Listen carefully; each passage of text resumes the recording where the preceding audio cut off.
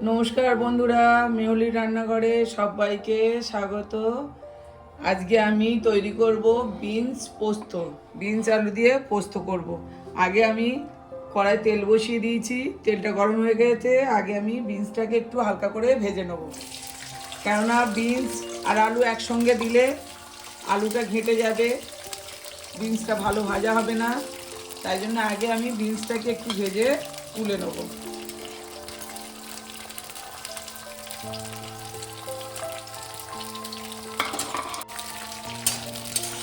বিনসটা আমি মিনিট 3-4 ধরে একটু ভালো করে ভেজে নেব। মিনিট 3-4 আমি বিনসটাকে এইভাবে ভেজে নিয়েছি। একটু নরম হয়ে গেছে, তা নাহলে আলুর সঙ্গে আলুটা ঘেঁটে যায়, তো ওই জন্য বিনসটা আমি একটু ভেজে নিলাম।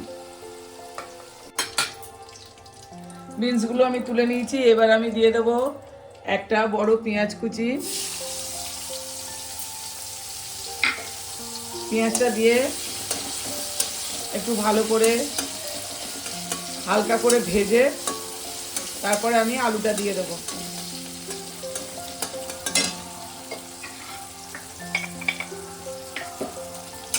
পেঁয়াজটা আমি মিনিট খানেক হালকা করে ভেজে নিলাম। এবার আমি আলুটা দিয়ে দেবো ওর সঙ্গে। আলুটা দিয়ে একটু ভালো করে ভেজে নেব। এইভাবে বাড়িতে বিনস আলু পোস্ত করে খাবেন। আর আপনারা যদি মনে করেন নিরামিষ করে খাবেন, তাহলে পেঁয়াজটা দেবেন না, জিরে শুকনো লঙ্কা একটু ফোড়ন দিয়ে দেবেন, দিয়ে আর নিরামিষ করবেন। দেখবেন ডালের পাতে, মুগ ডালের পাতে খেতে খুবই ভালো লাগবে।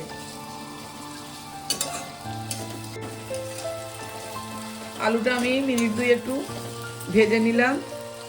এবার আমি দিয়ে দেবো একটা টমেটো কুচি। টমেটো কুচিটা দিয়ে এবার আমি এক এক করে সব মশলা দিয়ে দেবো আমি হাফ চামচ হলুদ গুঁড়ো, হাফ চামচের একটু বেশি দিলাম।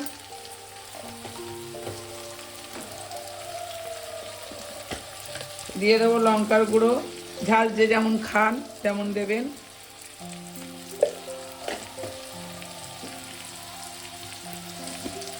দিয়ে দিলাম চিনি অল্প করে,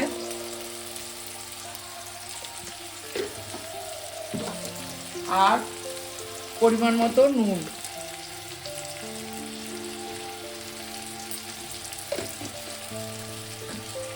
দিয়ে আমি মশলাটাকে একটু ভালো করে আলুর সঙ্গে কষিয়ে নেব। নিয়ে এবার আমি বিনসটা ওতে দিয়ে দেবো। বিনসটা দিয়ে আমি আবারও মশলাটা ভালো করে ওর সঙ্গে কষিয়ে নেব।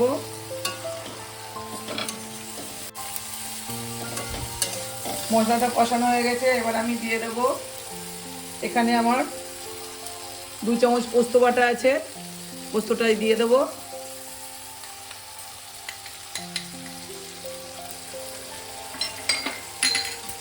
দিয়ে আমি আবারও ভালো করে বিনস আলুর সঙ্গে পোস্তটা কষিয়ে নেব। এই শীতকালে খুবই ভালো লাগে খেতে। এইভাবে আপনারা বাড়িতে একবার হলো বানিয়ে খেয়ে দেখুন কতটা টেস্টি হয়।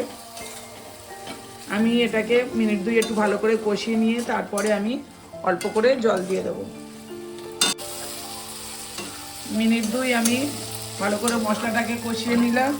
এবার আমি এই পোস্তর বাটিতে একটু জল দিয়েছি, দিয়ে এবার জলটা আমি দিয়ে দেবো।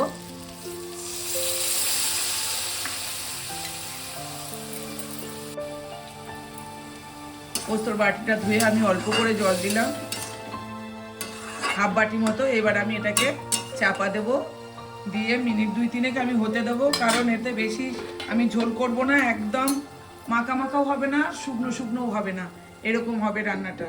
আমি চাপা দিলাম, মিনিট 2-3 চাপা দিয়ে তারপরে আমি খুলে দেখাচ্ছি। মিনিট 3-4 পরে আমি ঢাকাটা খুলে আমি এটাকে একটু ভালো করে এইভাবে নেড়ে নেব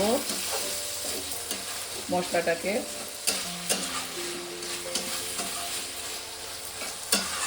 এটা আমি ঝোল ঝোল করবো না, একদম এরকমই হবে, শুকনো টাইপের।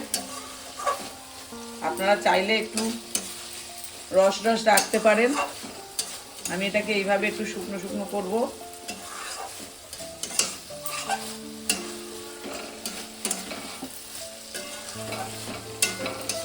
এবার আমি এটাকে নামিয়ে নেব।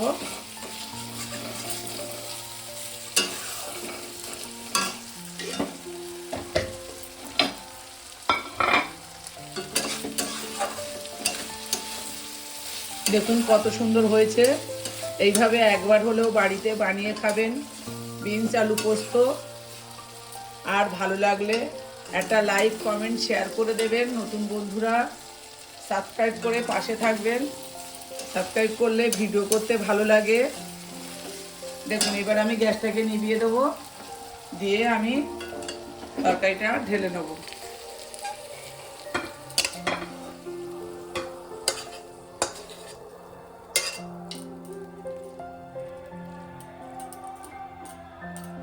দেখুন কত সুন্দর হয়েছে। এইভাবে একবার হলেও বাড়িতে বানিয়ে এই শীতের সময় খেয়ে দেখবেন।